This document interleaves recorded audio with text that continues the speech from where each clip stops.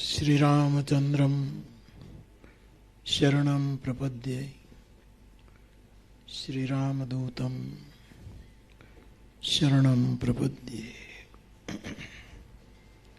સૌપ્રથમ રાસભાઈની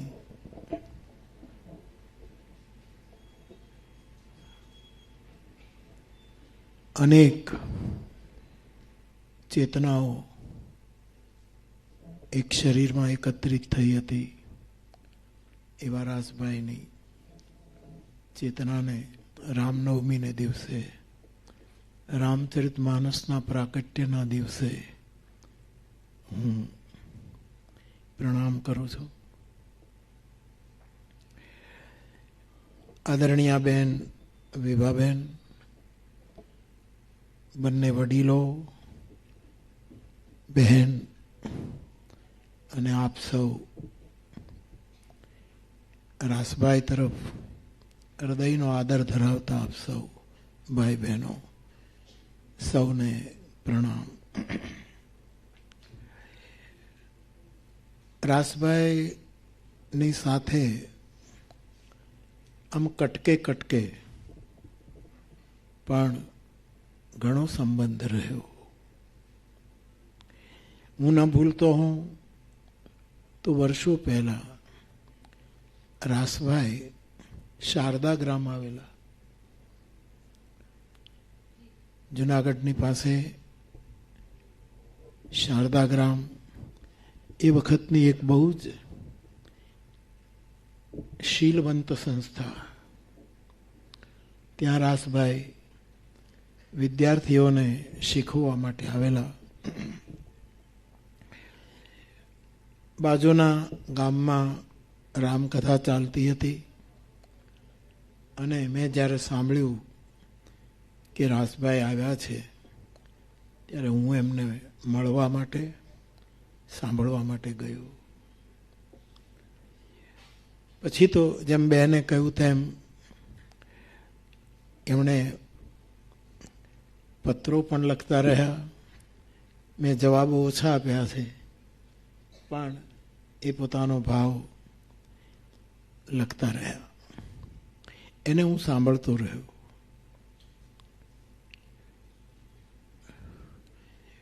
મને એવું લાગ્યું છે આજે રાસભાઈ કેન્દ્રમાં છે, એની ચેતના કેન્દ્રમાં છે. એમના વિશેની જે પૂરી વિગત બહેને આપી એ ગ્રંથમાં સમાહિત છે. પણ જેમ કહેવાયું કે પોતાની રચનાઓને ઓછી કમ્પોઝ કરતા હતા, બીજાની રચનાઓને જ એ કમ્પોઝ કરતા હતા. પરંતુ મેં જેટલા સાંભળ્યા, જે રીતે સાંભળ્યા, એમાં મને એક સત્યસ્થ ભાવથી કહું તો, નહીં કુટસ્થ નહીં તટસ્થ, કેવલ સત્યસ્થી ભાવથી જો કહું તો મને એમ લાગ્યું છે કે જે વ્યક્તિ, જેમ કે મકરંદભાઈની વાત કરી કે હમણાં પદને એમણે કમ્પોઝ કર્યું, એવા જે જે પદો એમણે ગીતો કમ્પોઝ કર્યા, એ વખતે મને એક શ્રોતા તરીકે મને એવું લાગ્યું કે એ વખતે રાસભાઈ એ પદ જેનું હોય એ વ્યક્તિત્વનો રાસભાઈમાં પરકાયા પ્રવેશ થતો હતો. એ મીરાનું પદ ગાય, એ શબરી વિશે કંઈક વાતો કરે, એ કેટલા કેટલા સાધકોના સંપર્કમાં આવેલા. એમના ગામમાં પણ એક અમે કાર્યક્રમ કરેલો વિસનગરમાં, ત્યાં પણ એક કાર્યક્રમ થયેલો. એટલે આવું બહુ જ ઓછું બને છે. ઓશો એમ કહેતા કે બધી જ વિદ્યાઓ, બધી વિધાઓ એવી છે કે એમાં એક ગીત હોય ને એક ગાયક હોય, બંને જુદા હોય. એક ચિત્ર હોય ને એક ચિત્રકાર હોય, એ જુદા હોય. એક મૂર્તિકાર હોય અને એક મૂર્તિ હોય, પથ્થર, બે જુદા હોય. પણ નૃત્ય એક એવી વિધા છે, ઓશોના વાક્યો છે, નૃત્ય એક એવી વિધા છે કે નર્તક અને નૃત્ય એક જ હોય છે. નર્તક હોય તો નૃત્ય હોય જ, અને નૃત્ય હોય ત્યાં નર્તક હોય જ. રાસભાઈમાં એ ગાયન અને એનું ગાયકપણું એ મારી દ્રષ્ટિએ એક થઈ જતું હતું, એકત્વ સધાતું હતું. નાગરી સ્વભાવ, નાગરી ભાષા, નાગરી વિવેક એ મેં બહુ અનુભવ્યું. એની પત્ર લખવાની આદત, એમાં જે માનવાચકતા હોય છે એ આપણને આંખે ઉડીને ચોંટે. અને રાસ પ્રણમે વિભા વંદે, છેલ્લે આમ લખે કે રાસ પ્રણામ કરે છે અને વિભાબેનને યાદ કરે, વિભા વંદે. આવું એ છેલ્લે લખતા હોય છે. એટલે આ સાધકમાં હું રાસભાઈને વિષય નહીં કહું, ભલે લગ્ન થઈ ગયા, નહીતર વિષયી શબ્દ આપણે ઘણી રીતે વાપરીએ છીએ કે આ માણસ વિષયી છે. અમારે રામચરિત માનસમાં 3 પ્રકારના જીવોનો ઉલ્લેખ છે. એક જીવ સમૂહ એવો હોય કે જે વિષયી હોય, એમાંથી થોડાક ગળાયેલા, થોડાક જુદા પડેલા, વિષયી ન હોય પણ સાધક હોય. અને એમાંથી થોડાક તારવી શકાય એવા, એ વિષયી ન હોય, સાધક ન હોય પણ સિદ્ધ હોય. મારે કહેવું જોઈએ કે રાસભાઈનું સિદ્ધપણું એ તો હજી આપણે નહીં પામી શકીએ, એ તો એ જ જાણે. અથવા તો આ પુસ્તક જ્યારે હું વિમોચન કરું ને ત્યારે મને 2 વસ્તુ દેખાય કે પુસ્તક પાસે આંખો પણ હોય છે અને પાંખો પણ હોય છે. આ પુસ્તકનું એક સજીવપણું છે. આ પુસ્તકમાં શબ્દ સંજીવની છે, પદ સંજીવની છે, સૂર સંજીવની છે, લય સંજીવની છે. અને સંગીતની અંદર આ બધા સંગીતજ્ઞો બેઠા છે, અહીંયા વિદ્વાનો બેઠા છે, એની વિશે સંગીતમાં એક બહુ જ મહત્વનું ધ્યાન રાખવાનું હોય છે, અને તે લય તૂટવો ન જોઈએ. એને વ્યવહારમાં પણ પતિ પત્ની વચ્ચે જ્યારે લય તૂટે છે ત્યારે છૂટાછેડાનો પ્રશ્ન આવે છે. બાપ દીકરામાં લય તૂટે છે ત્યારે છોકરો બાપને પોતાના ઘરે રાખવા તૈયાર નથી થતો અને વૃદ્ધાશ્રમમાં લઈ જાય છે. બહેન ભાઈમાં લય તૂટે છે. મિત્રોમાં જ્યારે એટલું મને કહેવા દો, એવી જ રીતે જીવ અને શિવમાં જ્યારે લય તૂટે છે ત્યારે ઘણું મોડું થઈ જાય છે, આપણે ઘણા દૂર નીકળી જઈએ. રામરક્ષા સ્તોત્રમાં મહર્ષિ વિશ્વામિત્ર એમ બોલે છે, રામે ચિત્ત લય સદા ભવતું મે. મારું ચિત્ત રામમાં સદાય લય પામે. રામના લયમાંથી મારું ચિત્ત જુદું ન પડે. મેં એક વાત વાંચેલી કે લય તૂટે તોય મુશ્કેલી, અને લય સમ્યકતાને ઓળંગી જાય તો પણ મુશ્કેલી. એનો અતિરેક પણ સંગીતને વિકૃત કરે. અને એ સંગીત જે સાત્વિક રહેવું જોઈએ એ તામસી થઈ જાય. લાયભાઈ રાસભાઈમાં મેં જોયું આ સાધકનો લય નહોતો તૂટ્યો. આજ પણ હમણાં એમના પ્રારંભિક મંગલાચરણના શ્લોકો આપણે સાંભળ્યા ત્યારે હજી એમ જ લાગે છે કે ક્યાંક પડદા પાછળ અશરીરી રાસભાઈ ગાઈ રહ્યો છે, એનું શરીર અહીંયા નથી. અને અશરીરી પ્રસ્તુત થવું એ આપણા અધ્યાત્મમાં વિધા છે. આપણી આંખની મર્યાદા કેટલી સાહેબ, આપણે કેટલું જોઈ શકીએ. આપણે અજ્ઞાતને ઓળખી શકતા નથી, અદૃશ્યને જોઈ શકતા નથી, અને કંઈક આજુબાજુ ફરે છે એને આપણે એને સ્પર્શી શકતા નથી. મને તો એવું લાગે, હમણાં થોડુંક સાંભળ્યું એટલે, કે એ ક્યાંક પડદા પાછળ. આવા પ્રસંગે રાસભાઈ ન હોય એ ચાલે જ નહીં. મોરારી બાપુ ન હોય તો ચાલે, રાસભાઈ ન હોય તો ન ચાલે. આ એનો પ્રસંગ છે. અને બેફામ એમ કહે તો બેફામ કહ્યું કે તુષારભાઈ સાચું કરજો, કોણે કહ્યું? હતો મારો જ પ્રસંગ અને મારી હાજરી નહોતી. બેફામ બરકત સાહેબ, માણસ જ્યારે મૃત્યુ પામે ત્યારે જે મર્યો હોય એનો જ પ્રસંગ હોય ને, પણ એ હાજર ન હોય, બીજા જ બધા હાજર હોય. હતો મારો જ પ્રસંગ. અને એમાં પણ રાસભાઈ માટે કહેવું જોઈએ કે આ તમારો પ્રસંગ છે અને એક સાધુ તરીકે તમારી અનુભૂતિ અમને થાય છે. તમે છો ક્યાં કહે? આ ચિત્રમાં નથી, તમે ચરિત્રમાં છો. આ ફોટોગ્રાફમાં તમે નથી. એ તો ઠીક છે, અમારી ચર્મચક્ષુ જોશે અને રાજી થઈએ કે આટલી લાંબી ખેપ આ સાધકે મારી છે, પરંતુ એમની ચેતના ક્યાંક હોવી જ જોઈએ. એ મારો પાકો વિશ્વાસ. અને હું પુસ્તક વિમોચન તો કરું જ, કેમ ન કરું? મારી વિભાબેન કહે, માં જેવી વિભાબેન પ્રાર્થના કરે, વારંવાર ફોન કરે, તલગા જરડા આવે અને હું ના આવું એવું બને જ નહીં. મારે બીજું કરવાનું શું છે સાહેબ? રામે એવી કૃપા કરી કે મારે કાંઈ કરવાનું બાકી નથી રહ્યું. હવે કૃતકૃત્ય ભય એવું મેં તવ પ્રસાદ વિશ્વેશ, બધું પૂરું થઈ ગયું, હવે શું કરવાનું? રાવણને મંદોદરીએ કીધું છે કે જો ચાહીએ સો સબ કરી બીતે. હે પતિદેવ, જે કરવું જોઈએ એવું તમે બધું જ કરી દીધું છે, હવે વૈરાગ લઈ લો, હવે સીતાજીને પાછા આપી દો. અને આપણે માની બેઠા છીએ કે સીતા મારી પાસે છે, સત્તા મારી પાસે છે અને સત મારી પાસે છે. આ ભ્રાંતિ છે. આપણા પાસે સત પણ નથી, આપણી પાસે સીતા પણ નથી, આપણી પાસે સત્તા. આ રાવણની ભ્રાંતિ હતી.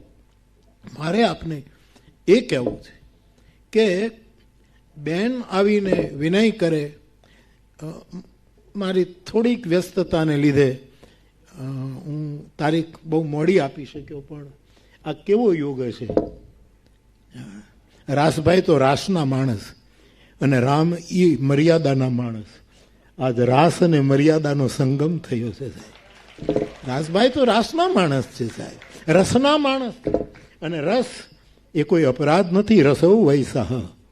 પરમાત્માને મારા દેશના ઋષિઓએ જ્યારે આરાધ્યો ત્યારે એમ કહ્યું કે તું રસૌ વૈસાહ. તો રાસભાઈ તો રાસના માણસ છે. આમ ઊભા હોય તો આપણને એમ લાગે કે હમણાં નર્તન શરૂ થશે, પગ હેલ્યા વગર, જેના પગમાં ક્યાંક ઘૂંઘરૂનો અવાજ સંભળાતો હોય, આવો એક રસિક માણસ રાસભાઈ. એનો લય નથી તૂટ્યો, જીવનનો લય. આવી બેઠકો જો આપણે કરતા થઈએ ને તો લયનું જ્ઞાન થાય. આ કવિઓની સાથે બેસવું, યુવાનોને કહીશ, સાહિત્યકારોની સાથે બેસવું, સંગીતકારોની સાથે બેસવું, જે સારા સારા પદોને કમ્પોઝ કરે છે એવા માણસોની સાથે બેસવું. એમાં આપણે લયને સાચવી શકીએ. આ લય તૂટ્યો છે, એમાં આખા વિશ્વમાં યુદ્ધો ફેલાણા છે. લય તૂટ્યો છે એટલે ક્યારે કોણ કોના ઉપર ઘા કરશે કાંઈ નક્કી નથી. આપણે તો શ્રદ્ધાવાળા માણસો છીએ એટલે રાતે સૂઈ જઈએ છીએ, બાકી ક્યારે શું થાય એની કોઈને ખબર. કારણ એક જ તલગાજરડાને દેખાય છે અને તે લઈ ચૂકાયો છે.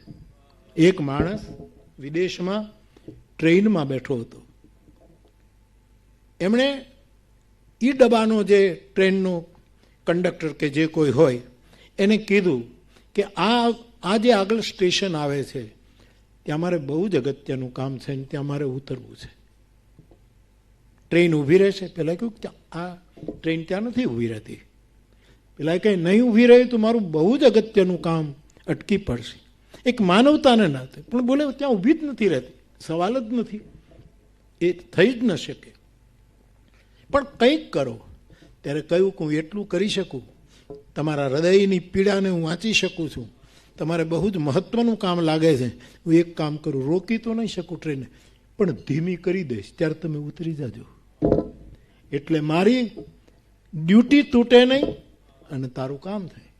એ સ્ટેશન આવ્યું, ટ્રેન ધીમી કરી, પેલાને કીધું કે ચાલતી ટ્રેને હેન્ડલ પકડીને તમે ઉતરી જાજો અને થોડુંક ટ્રેનના ડબ્બાની સાથે ચાલજો, નહીતર પડી જઈએ. આપણે ઉતરીએ ત્યારે થોડુંક એની સાથે દોડવું જોઈએ, થોડાક 8, 10, 15 પગ. હવે આણે શું કર્યું? ઉતરીને પછી હેન્ડલ પકડીને દોડ્યો જ કર્યો. લય તૂટ્યો. અને એન્જિન સુધી વયો ગયો. દોડતો જ ગયો, દોડતો જ, હેન્ડલ મૂકી જ ન શક્યો, ત્યાં સુધી ગયો.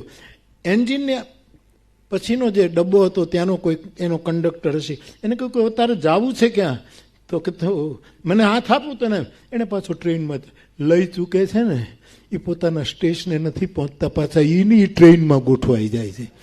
રાસભાઈ લઈ નહોતા ચૂક્યા.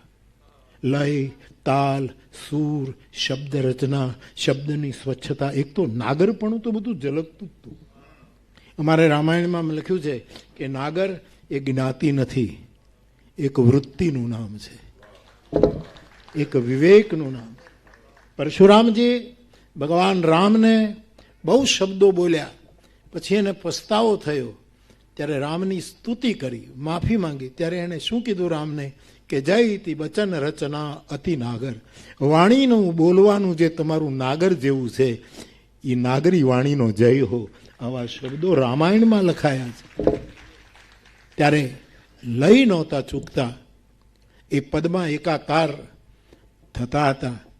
અને હું એક સાધુ તરીકે, એક શ્રાવક તરીકે સંગીત હું ગાઈ ન શકું.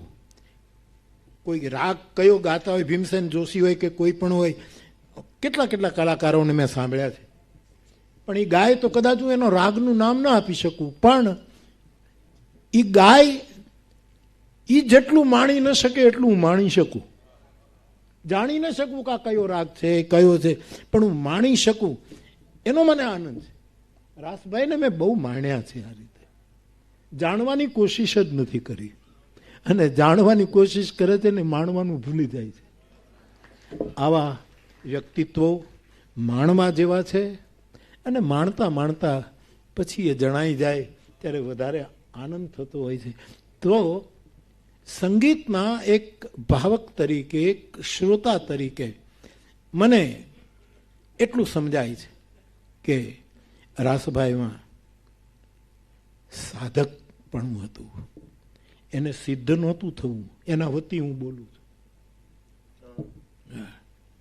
એને સિદ્ધ નહોતું થવું, એને શુદ્ધ રહેવું હતું. એને જે સૂર પકડ્યા શુદ્ધ પકડ્યા, એને જે તાલ પકડ્યા, જે લય પકડ્યો, એને બરાબર. એટલે મારી દ્રષ્ટિ હું એમ માનું કે ભાઈ સિદ્ધ ન થવું, શુદ્ધ રહેવું.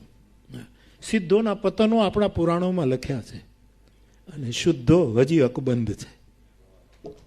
એને તો કૃષ્ણનું વરદાન છે, કૌંતેય પ્રતિજાનીહિ નમે ભક્ત પ્રણશ્યતિ. અર્જુન, મારા આશ્રયે જે શુદ્ધ બુદ્ધ થઈને બેઠો છે એનો કોઈ દિવસ જગતમાં નાશ નથી થતો.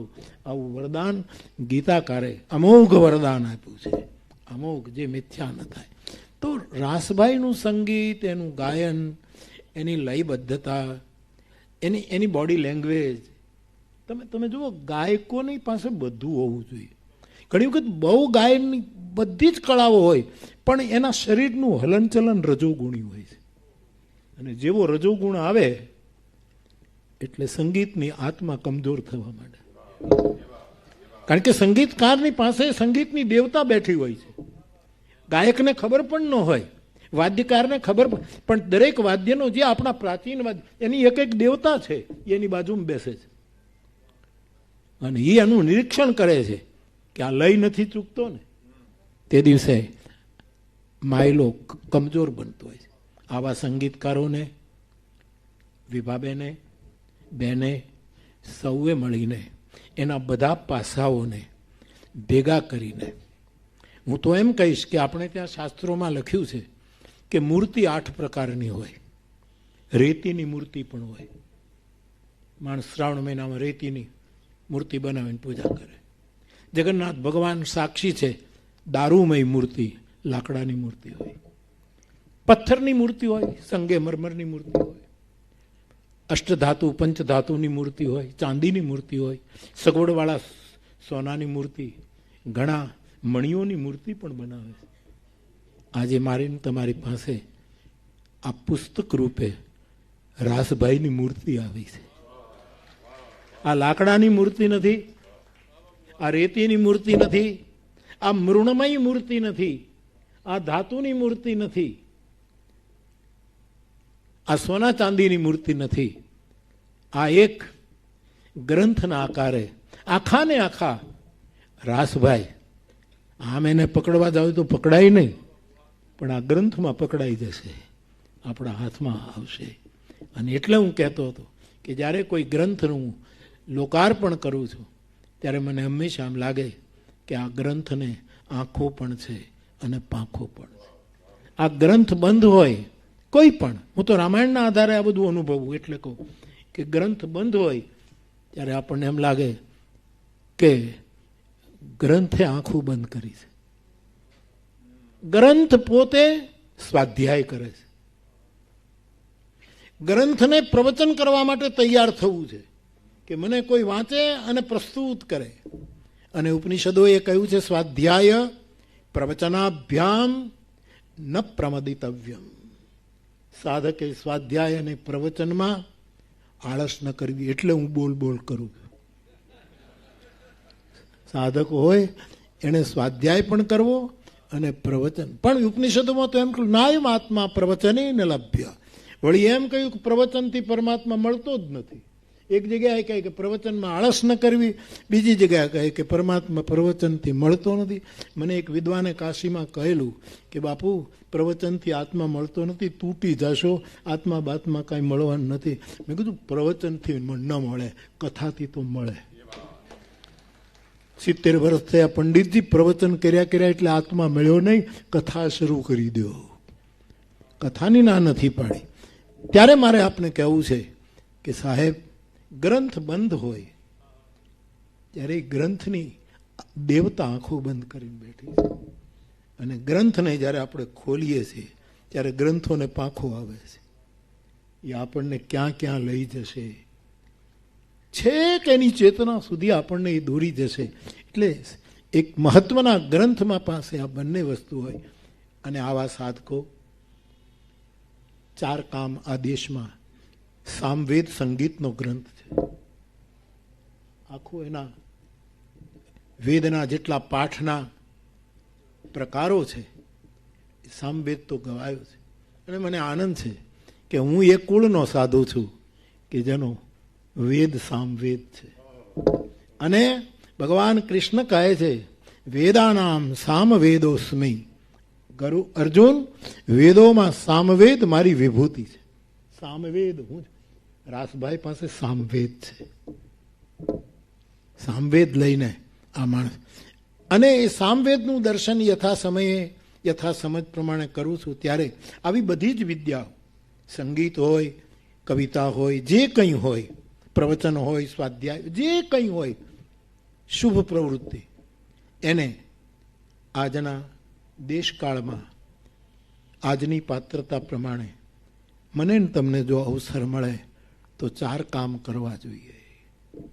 આ તો એશ આદેશ, એશ ઉપદેશ, એશ સંદેશ. ઉપનિષદો આમ પૂરા થાય. છેલ્લે એમ કે એશ આદેશ, તમને આદેશ છે. એશ ઉપદેશ, અને વિના પુત્રમ વિના શિષ્યમ ન દેયમ. આ અમારું જે તત્વ છે એ કાં તો દીકરાને આપજો ને કાં તો શિષ્યને આપજો, બીજા કોઈને આપશો નહીં. અમારી ગંગા સતી એમ બોલી છે કે કુપાત્રની આગળ પાનબાઈ વસ્તુ ન વોરવી. સમજીને રહેવું ચૂપ. મરને આવીને ધનનો ઢગલો કરે, ભલે હોય મોટો ભૂપ, એની પાસે આપવું નહીં. અવસર હોવો જોઈએ, સામેવાળાની પાત્રતા હોવી જોઈએ, સમય યોગ્ય હોવો જોઈએ. સમયમાં અવસરમાં બહુ ફેર છે. અવસર એક જુદી વલ્લભી શબ્દ છે. અવસર મહાપ્રભુજીના સંવાદનો અવસર. વૈષ્ણવ એમ કે અમારે ઘરે આજે અવસર આવ્યો, લોટી ઉત્સવનો અવસર આવ્યો છે, જમનાજીની પૂજાનો અવસર. તો અવસર ત્યારે આજે દેશકાળને આવા સાધકો દ્વારા, રાસભાઈ તો એ કરી ગયા, પણ મને એવું લાગે સામવેદના અવલોકન ઉપરથી મેં 4 વસ્તુ તારવી છે. આજે દેશમાં અને દુનિયામાં આ 4 વસ્તુની સ્થાપનાની જરૂર છે. 1, આધ્યાત્મિકતાનું સ્થાપન થવું જોઈએ.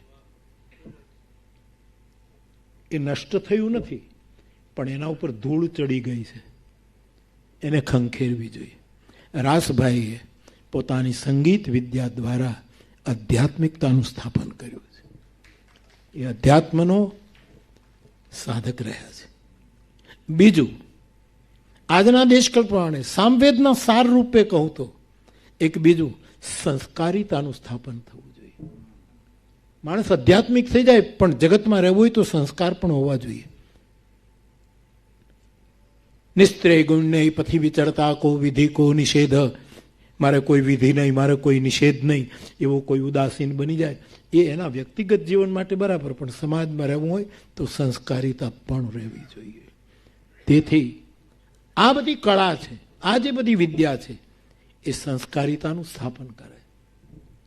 ત્રીજું, સમાજને પ્રાથમિક અને સાત્વિક જે જરૂરિયાત છે એ પૂરી પાડવી જોઈએ. વેદે કેટલો મોટો વૈશ્વિક વિચાર કર્યો છે. બધી જરૂરિયાતો પૂરી કરવાની જરૂર નથી. સાત્વિક અને જેટલી જરૂરી છે એટલી વ્યક્તિને એને રોટી મળવી જોઈએ, એને કપડાં મળવા જોઈએ, એને છાપરું મળવું જોઈએ, એને અવસર મળવો જોઈએ. સાત્વિક જરૂરિયાતોની સ્થાપના થવી જોઈએ. અને ચોથું, સામવેદના અર્ક માટે કહું છું કે સમાજનું સંરક્ષણ થવું જોઈએ. રાસભાઈ ના વખાણ કરવા માટે નહીં, એની ચેતનાના પ્રણામ કરવા માટે હું એટલું જ કહીશ, આ સાધક આધ્યાત્મિકતાની સ્થાપના કરી ગયા. એની પાસે આધ્યાત્મિક એના જે સુરો છે, થોડું ઘણું સાંભળીને હું શીખ્યો, એના સુરોમાં નુરાની સુરો હતા, ડિવાઇન બધું દિવ્યતા ફેલાતી. સાહેબ, આપણે ત્યાં એમ કહેવાય કે દીપક રાગ ગવાય તો દીવા થતા, એ આપણને ખબર નથી. થતા થાય ન થાય એવું માનતો નથી, પણ કોઈ એવો ગાયક આપણને મળે કે ગાય ત્યારે અજવાળા થવા માંડે, આપણને એમ લાગે કે માઇલ અંદર ક્યાંક દીવા પ્રગટ્યા છે, અંદર ક્યાંક વાટ્યું પ્રગટી છે, અંદર ક્યાંક અજવાળા થાય. આધ્યાત્મિકતાની સ્થાપના કરનારો આ સાધક, એમણે બધાને સંગીત શીખ્યું, શિબિરો કરી, સંસ્કારિતાનું સ્થાપન કર્યું કે સૂર નહીં હોય સમાજ પાસે, આ દેશની યુવાની પાસે લય નહીં હોય, આ દેશની યુવાની પાસે જો તાલ નહીં હોય તો બધા બેસૂરા થઈ જશે. અને બેસૂર અને અસુરમાં બહુ લાંબો ફેર નથી. એ લગભગ આમ પિતરાય ભાઈ છે, પણ ભાઈ જ છે પિતરાય, હગા ભાઈ નથી પણ પિતરાય છે, બેસૂર માણસ.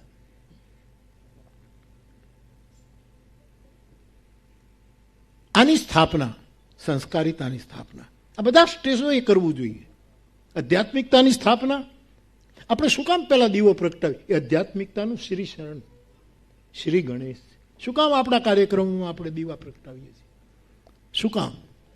એ દીવાથી ક્યાં આખો હોલ આ બધી બીજી લાઇટની જરૂર પડવાની છે, પણ છતાં આ મારી તમારી આધ્યાત્મિક યાત્રાના શ્રી ગણેશ છે, એટલે આપણે દીપ પ્રજ્વલે.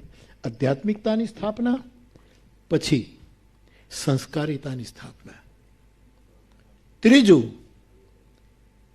એના છાત્રને, જે કોઈ આવા સાધક પાસે આવે એના છાત્રની જે જરૂરિયાત હોય એની સાત્વિક જરૂરિયાત પૂરી પાડવી.